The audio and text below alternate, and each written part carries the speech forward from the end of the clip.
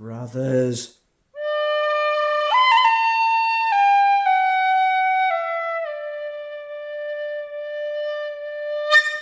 And the occasional sister joining us today on the Bro Check Club. Today is a throwback story. There's 3 things that my dad has gifted me in my life that have been precious to me. The first was a boat when I was 5 years of age in the Able Tasman with a motor in it that went like stink. The second thing was this knife he handcrafted on a boat called the Renown that he was the ranger of. Also the skipper Andy was the engineer, and he created this in the engineer's workshop on the boat. And he crafted it from a knife that he already had, the blade, the brass from a ship's steering wheel, and the brass here also from a ship's steering wheel, and the antler from a dairy shot. And he also handcrafted this here from leather. The bindings have gone, and it used to have a picture of a deer and a gully on it, and when he gifted it to me, I wept with joy.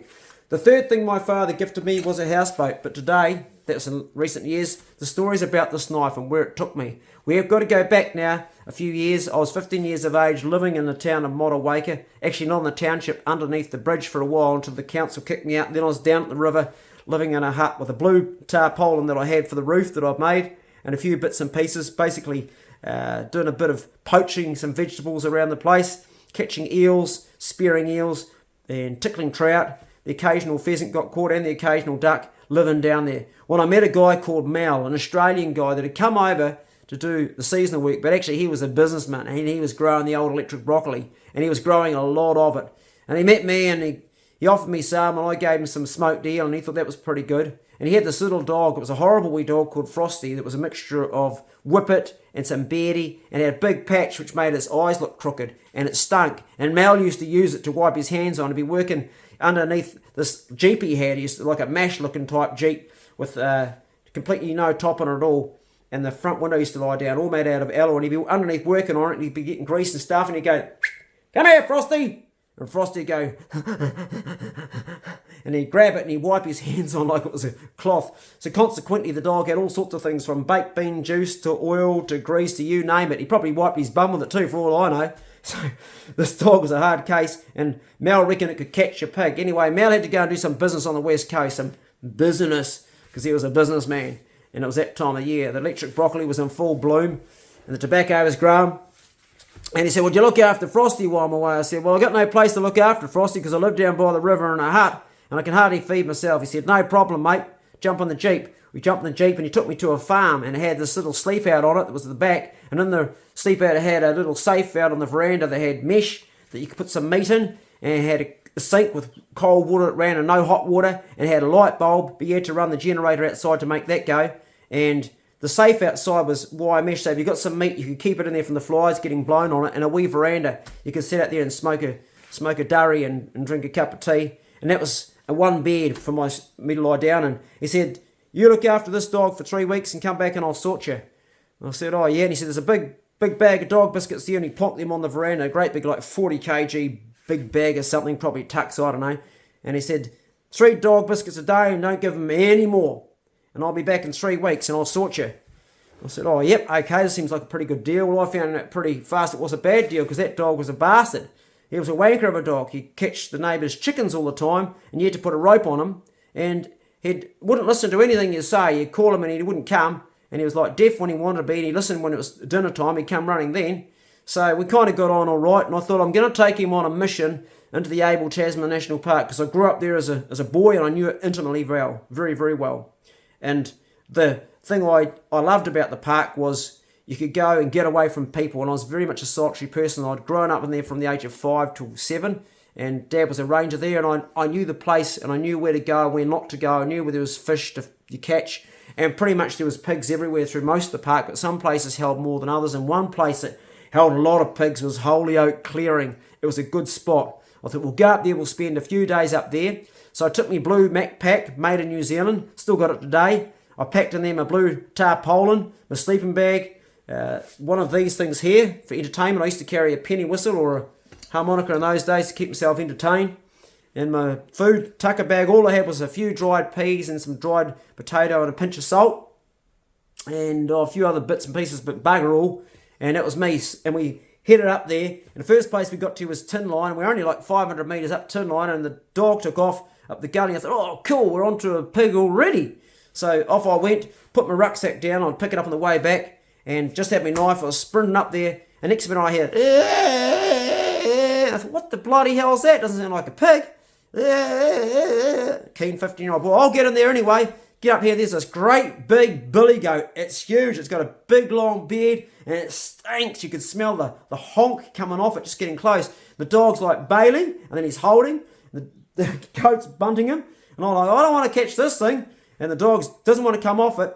I get me rope around that there, and the goat's like, no, you're not getting away. We're here to play. And the goat like comes back on his back legs and goes, crash, trying to get the dog while I get the rope, and I'm trying to separate the two. And the dog's like going, and I'm trying to calm that down, being careful not to get hit by the goat because they'll smack you one. Finally get the dog off it and get away. When I get back to my rucksack, we get away from the goat, I see that the dog's got a bit of blood coming out of his ear. I thought, geez, I hope he's all right. And he's shaking his head all the time. He must have got a bunt or something. And after a while, it went all crusty and black.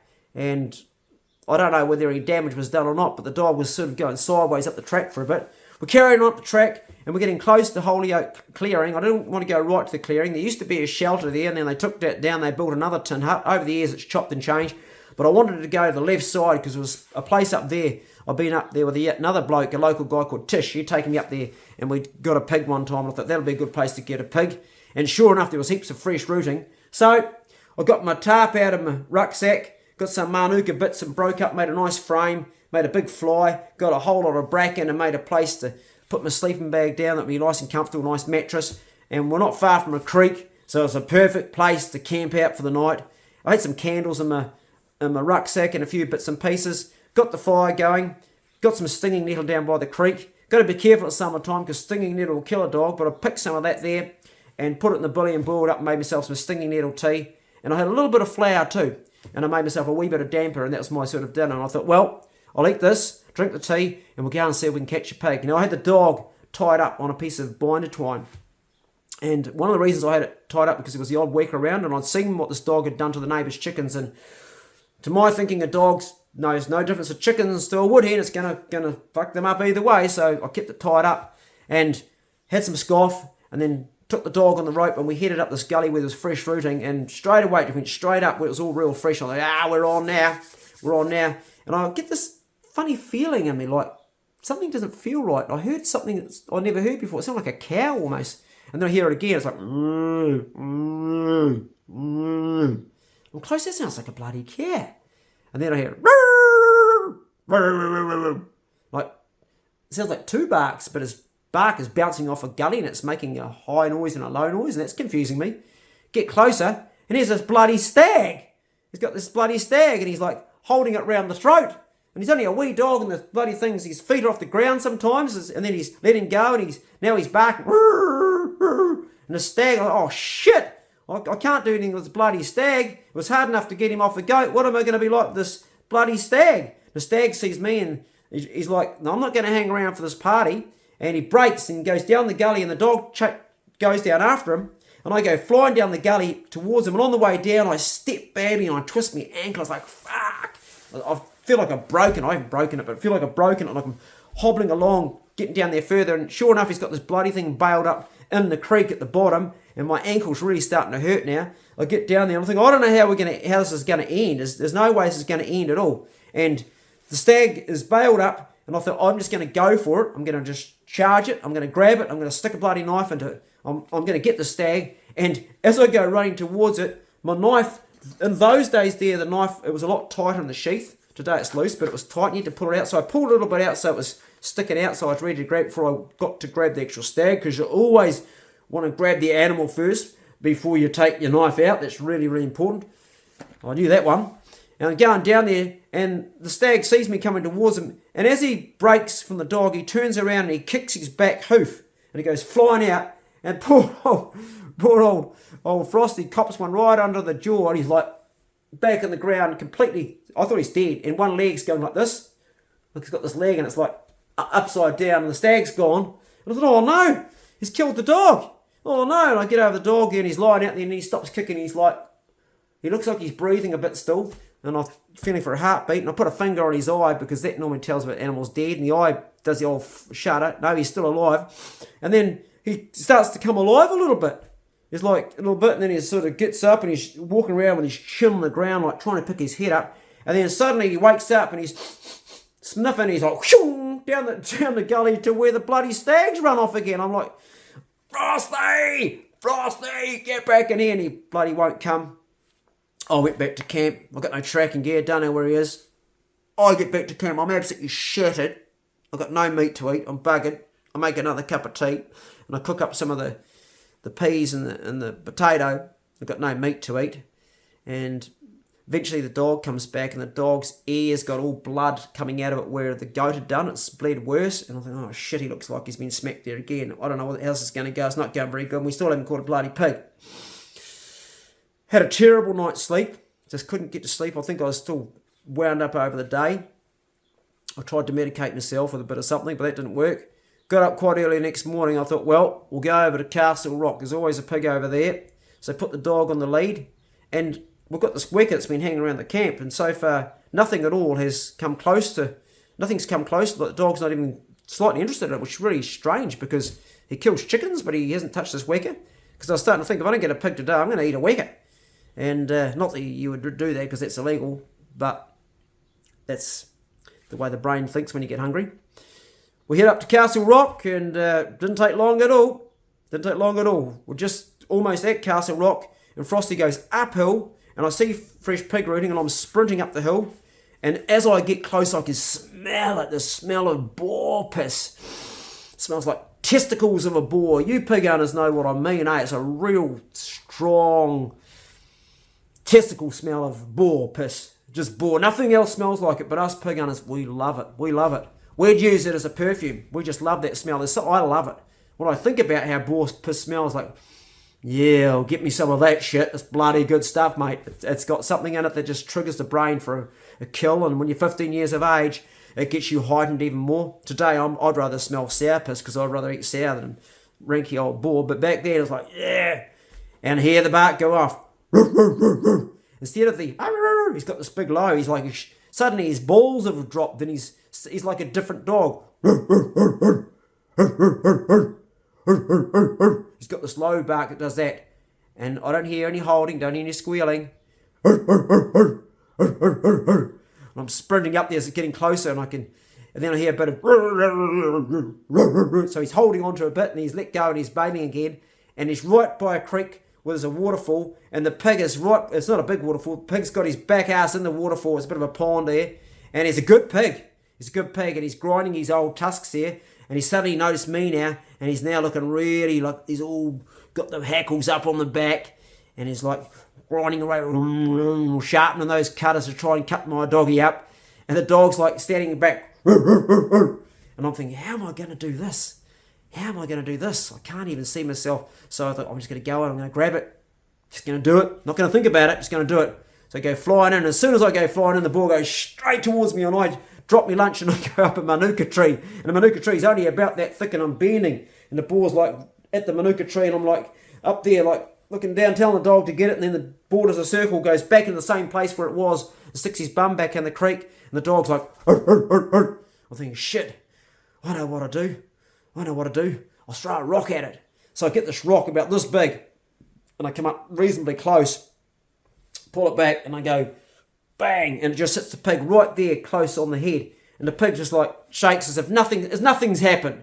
It's just like, oh, a fly just flew into me. And I thought, well, I'll get a bigger rock, and this time I'll come from a different angle. So I got this rock about this big, like a really big one, and I went around the top, and the boar's sort of looking at me, but he's also got this dog in front, and I get above him, and I'm really full force. It's a really heavy rock, and I go straight down on the back of its head. And I'm so close to the pig, I'm just about letting it go as I touch his head.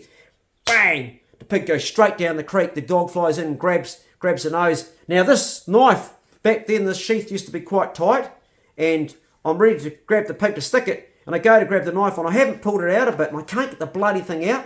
And I've now got the back leg of the pig, and the pig's starting to come awake in the creek. He's got his head under and he's drunk and he's breathing a bit of water, and suddenly he gets his head out and he's like choking and spluttering, and I'm trying to get the bloody knife out and I can't get the knife out because it's too tight and I need to have a second hand to hold it because every time I pull it, it's just pulling it off my belt and it won't come out.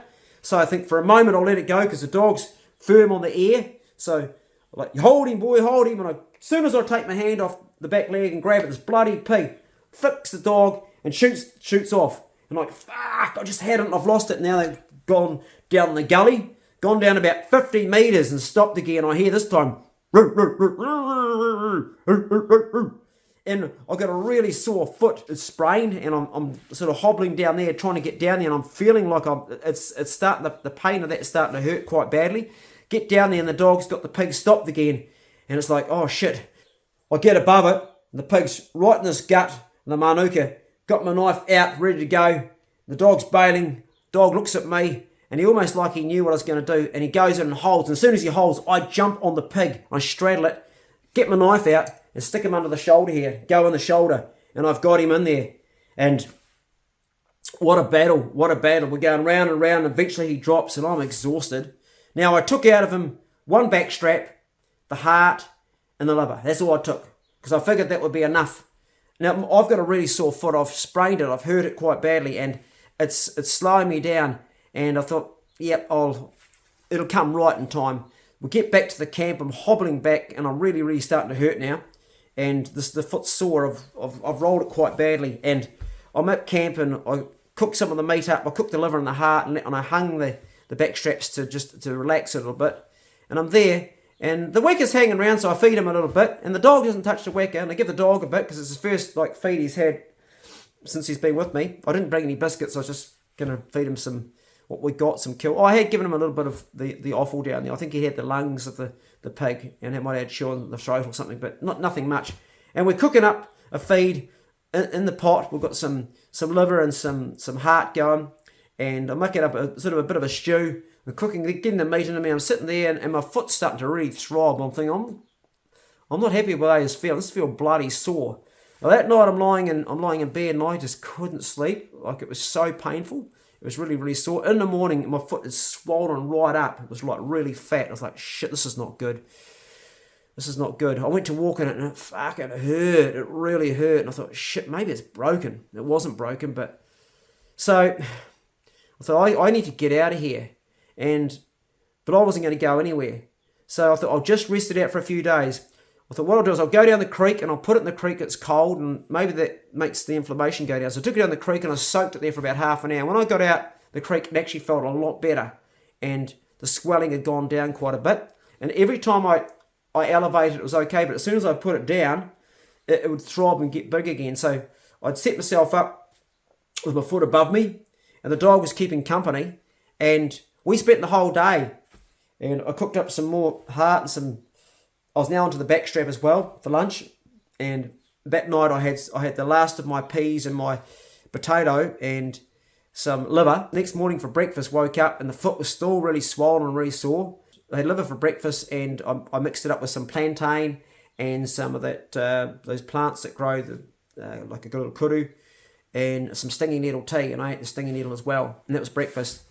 And I realised I'm running out of food again. I know there's a pig, but the meat will be spoiled by now. It's been just lying in the bush, and I can't really hobble to that. And I need some food. I'm going to run out, because I've used up all my potato and everything else. I don't have any damper left or anything. And it's like, well, I'm going to have to walk out. Because back then in those days, a skinny little boy, you need to eat every sort of 6 hours. Otherwise, you run out of energy. I'm sitting in the camp there. I've got my foot up. As soon as I put it down, the throbbing's through the bloody roof. It's really, really painful. I realised I wasn't going to go anywhere fast. Anyway, the dog was hanging around. I thought if it was a useful dog, it would catch a wecker, but for some reason it wouldn't catch a wecker. And I know that Mel had probably, I was guessing, I don't know, but I was guessing he most likely stock-proofed it, because he used to take hunting against weckers. He hadn't done anything about chickens, but he had against weckers. So it was useless. But the wecker was really interested in a couple of things, which I had with me. That and that. It liked the shiny things, because I like shiny things on stuff. So I took my knife out, because in those days this was really shiny, the blade. I put that out, and also the whistle, and the wecker come over. It's like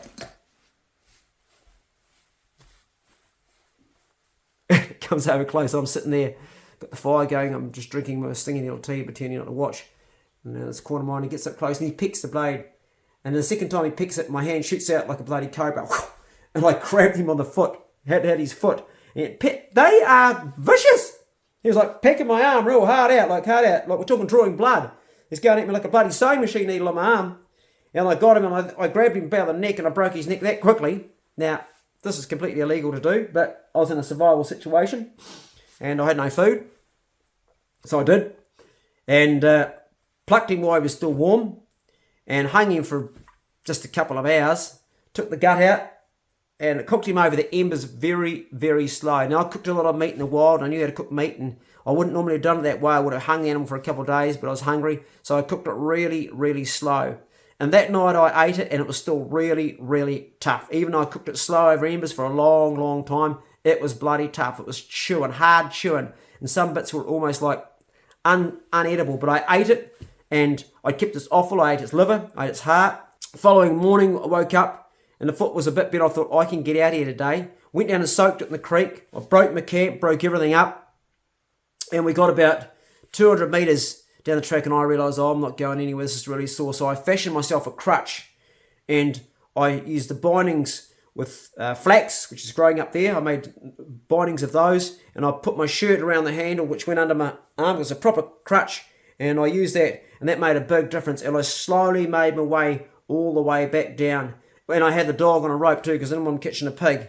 Eventually I got to the bottom and I was on the main track and I met two German women. One with blonde hair and one with jet black hair and blue eyes. A really interesting combination. And they could see me with a crutch and I looked pretty beat up and I stunk pretty bad. And the blonde one really liked the dog. And I said, can you look after the dog? She just loved it. And the dark haired one liked me. And they said they were going to stay in Kaiteriti. And I thought, well, I'm going that direction. They had a van, a combi van that was parked at the Marahau. We jumped into that. We went to Kaiteriti and they were in the van. And we weren't allowed to take the dog in, and the blonde girl stayed out. There was a shop there or something. She stayed out with the dog with it and looked after the beach. And the dark-haired one gave me some food. She cooked me some rice, and it was rice with garlic and butter. It was really nice. And then we went into the back of the van, and we smoked a spliff, and then she did what every man would hope she'd do, which I can't go into much detail, and nature took over. But I can remember her saying, you must use prophylactic. I want your baby, but I don't want your baby. I said, that's cool by me. So we used a prophylactic, which later, that's the first time I ever heard that name used before. I'd known them as Frenchies or Joe. So she pulled it out, and she didn't put it on with a hand either. I'll leave it up to your imagination. Probably the best part of the whole trip, I completely forgot about my sore foot leg, and I went back out the camp, and I had something at the shop. Someone bought me something else. I think it was a milkshake, but I can't remember. And then they took me into Motueka, up the valley where I was staying on the farm. And when I got back, Mal had just arrived, and he'd brought back these 3 really unfortunate-looking women, is all I could say. They all looked like they just had been born with unfortunate genes. And I said, who are these guys? He said, they're my workers. I said, all right, okay. He said, yeah, they're going to be staying here. And I said, but I'm staying here, bro. And he said, no, your week's up. And I said, anyway, there's only one room. You can't, all 4 of you can't stay. There's 3 women. He said, no, they're staying here. They're going to stay in this room. I said, where are you staying? He said, got business to do. They're going to be looking after the place. They'll look after the dog. You just go and leave the dog and you go back to your hut. I said, yeah, but I kind of like Frosty. I wanted to hang out a bit more and do a bit more hunting with my legs. My foot's, I've sprained my ankle. He goes, no, that was the deal. And I said, well, you said you had something for me. He said, I do have something for you. And I said, what's that? And he stuck his hand in his pocket, and I'd never seen so much money in my life. And he peeled off what was $100. Back then, $100 was a lot of money. A lot of money. He said, that's for all your trouble. I was like, are you serious, dude? He said, yep. So I could buy lures, a fishing rod, all sorts of stuff that I never could dream of for that $100. Because I had no cash at all back then. I was like, just for looking after a dog? He said, yep. I was like, all right. I said, that must be a pretty bloody valuable dog. He says, it is a valuable dog. Anyway, that dog could do a lot of other things. And that's a story for another day. But that dog had a nose for something else too. It could sniff out. It was worth a lot of money to that dude. And I went hunting with him a few times. We didn't catch much. But I learned a lot about Frosty. And Frosty wouldn't touch wekas. I was right, because Matt had trained him when he was in the bush to never kill a weka, because he never wanted to do anything in the bush that would get him in trouble with the authorities. He was always used as a pig dog, but he was a pretty average pig dog. Anyway, that was my throwback story. I hope you enjoyed it. Let me know if you want any more of these throwbacks. Check on a brother, and I'll catch you in the next video on the Bro Check Club. Okay. I hope you really did enjoy that one, because I enjoyed telling it. It brings back some very, very fond memories.